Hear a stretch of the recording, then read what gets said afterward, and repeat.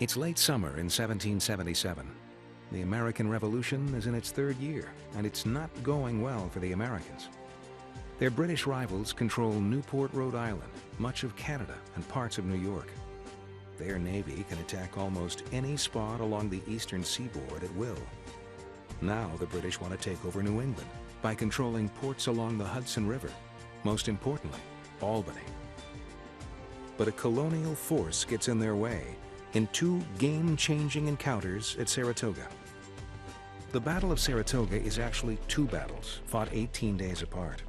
The first battleground on the outskirts of Saratoga takes place at Freeman's Farm on September 19, 1777. The British under John Burgoyne were surrounded by Americans. They were trapped, and their only hope was to wait for British reinforcement.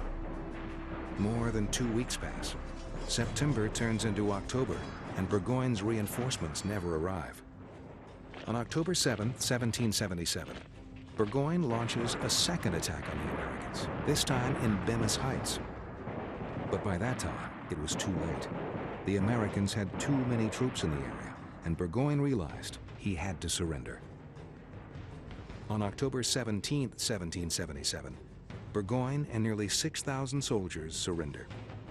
America's victory at Saratoga was a big deal. The Americans had defeated a large chunk of an amazing army.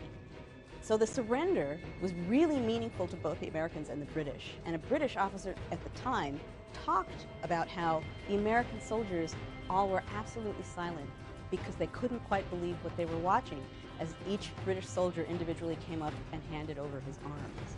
At the end of the day, the British lost, the Americans won, and because the Americans had this amazing victory over the British Army, the French now felt comfortable coming in and helping the American cause. And without French assistance, the Americans probably could never have won the American Revolution.